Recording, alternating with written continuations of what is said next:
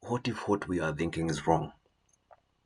Could have Mosabi been sent by Ayamaro so that he can downplay on Githirifa because Ayamaro wants to get rid of Githirifa? What if? And Ayamaro, of course, he knew Mosabi is no longer going to be working there. Why? The live he did on Sunday last week, he stated that Mosabi is the only guy who has not gone home for Christmas. Reason? Because he doesn't have a place to go. There's a possibility that Githirifa intended to release Mosabi. And then Mosabi talks to Ayamaro. And Ayamaro, after he may have questioned Mosabi, why don't you want to go home? Or Mosabi could have even gone home and then realized that at home, I don't have a place. So the only place he can call home is Ayamaro's villa. And then, with that information, Ayamaro and Githirifa may have used that information, may have taken advantage to mistreat the young Mosabi. Mosabi is a very young guy, 22 years old, 23 years old.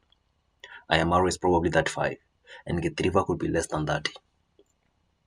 So with all that, you can't really tell what's, I kind of feel all the information that we are having right now is not even complete. There's a lot of missing gaps. 2, Mosabi could have been afraid. He may be scared. He doesn't want to spill too much too early. Or he's keeping some of the information so that he can use that information to grow his channel. Because this whole drama is always going to invite views. The whole drama between Ayamaro and Nico Buddha, it really invited a lot of views. And especially for Nico Buddha side. Ayamaro has always had views. So if that whole drama did not benefit Ayamaro, he did not even hit over 50k views.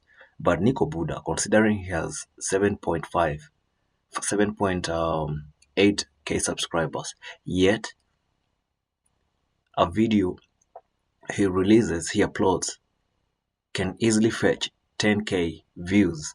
That shows you who is benefiting, because a lot of viewers are coming to hear the other side of the story. And truth be told, Ayamaro comment section, you would tell that people are not impressed by how he's doing his things. I love the fact that he has let that drama go. He went to his brother's side and probably has started something new. Now, even if he were to venture into traveling, because he called himself the travel commando, and the information released by Mosabi is that he could be traveling to Madagascar. Well, if he does, good for him. If he doesn't, that's up to him. But there's a lot to speculate in this whole saga. We can at least give it 4 days, 1 week, until the drama continues to unfold, until we get the truth. And each time is going to come and spill all the beans. The good thing is that Mosabi now has a channel. He can speak his mind. Max Bryan has a channel. He can speak his mind. Now, the worst mistake Ayamaro and Githirifa ever did is trying to suppress the freedom. Is trying to suppress. Is trying to silence these people. You cannot silence a person who has already made a decision and is willing to risk everything for his own dignity. Because Mosabi's dignity was being washed away, but it has been restored through JT podcast. And I love that podcast because it's really helping people to speak up. He's also helping people to know their rights, their identity, and their dignity. Forget about Maro's minions, the people who come flooding their negative comments on the comment section, showing support for somebody who is abusing the human rights of other people. They are not willing to have a balanced perspective when looking at that matter. See, yesterday I happened to watch Zack Senior, and I heard him say that there's a possibility that Mosabi could have been a spy. A spy for what? A spy for what? The guy was employed like 3 years ago. 3 years as a spy in that village and in that villa for what? You become a spy if the one who wants you to become a spy must invest in you. You must have good cameras, you must have videos dated way back to the time he started his work. But now that place has become, it's more like a slave camp. And I pity everyone who feels like they can go and work there. Life is so unfair and life is so unfortunate because people tend to go and work in those places because they don't have a choice. They don't have any other way out. And the other way out here in Africa involves a lot of labor. It really involves a lot of labor for peanuts. So the journey to growth can be quite hectic. And you see, you're living with these people in the same village, and they understand like if you are genuinely getting money from YouTube, even building that villa can be a journey. And I would like people to consider somebody like African Tigress. She has a very beautiful structure that she's building back at home, but it is taking her time. Why? She's not depending on anyone. There are no donations. Everything you see with Ayamara right now, there are a lot of donations. He has had the opportunity to work with other brands because he's a big brand with 570 something.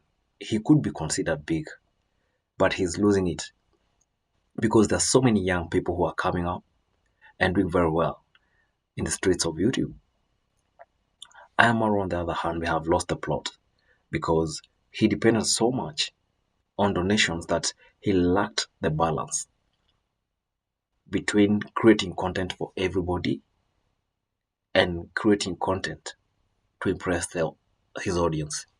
So apparently, Ayamara no longer makes content to entertain, to educate. He makes content for donors. He makes content to activate donations. So his story must include empathy and sympathy. That's why you have to be brought the story of Brian and Goko's house. And he did that project in 1 month. And then, following that, we were introduced to the likes of Mike Kizo, Fadela TV, and Daniel. Now the three guys are building. Now that's the positive side of it. Because as much as Ayamaro is going to benefit with something, at least there are also other people who are going to benefit. And I'm a very balanced person. I see it. I am happy that it's not only Marwa who is benefiting, there are others. But think about it this way. All these people are volunteering. We had more than 50 guys volunteering. But right now, the people who would say are perhaps succeeding are very few. Out of 50, you can say maybe 20. And this is how jealous comes in. All these people came and they were being given shout outs by Amaro. But even with those shout outs, not all really benefited from that. Some are still struggling to date. They are still struggling to date. And why? You ask?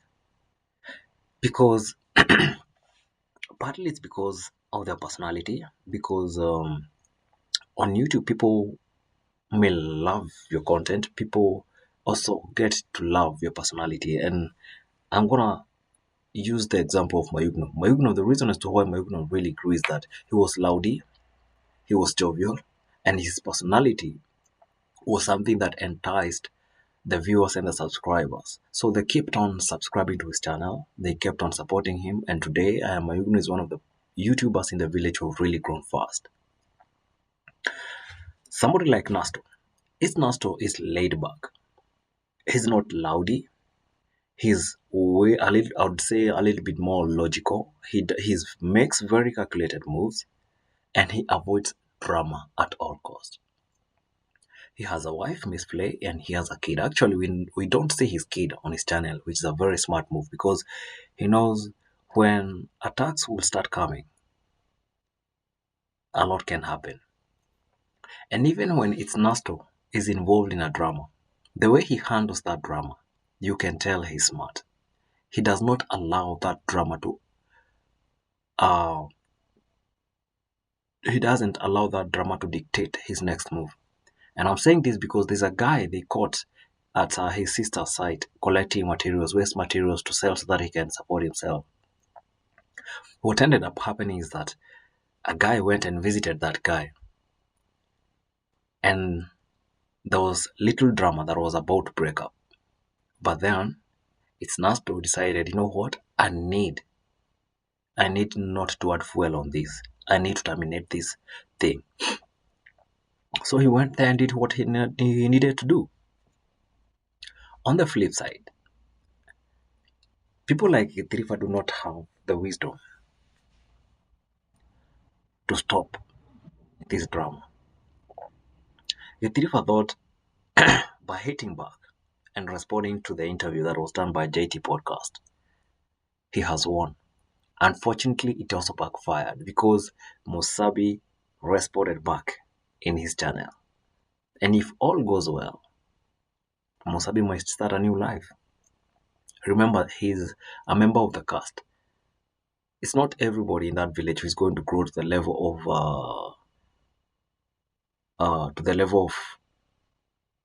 the Ondaris family. Maybe outside that village, I would say the only people who are going to go perhaps beyond the Ondaris families are Chalokush and Linet Kenya. Those ones, they are going to go beyond Ayamarwa. They will go far. Ayamarwa will not believe that he's the one who introduced them to YouTube. Chalokush and Linet Kenya are going to go beyond boundaries because they are making very, very smart strategic moves. And the good thing about Linet Kenya is that even her sister has become a YouTuber. The sister and the husband. So imagine, the people make very calculated moves, very smart moves. And you cannot watch YouTube and limit yourself to just one type of content and you think you have it figured out. I don't think it's going to work like that. I don't think that works out. So otherwise, it's very early in the morning here, probably 5:30. Today is 9th January 2026. God is great, God is faithful. So far, so good. Challenges here and there, of course. It's personal challenges here and there. But we're hoping that things will end on a high note. Cheers, guys, and I'm wishing you all the best. Bye.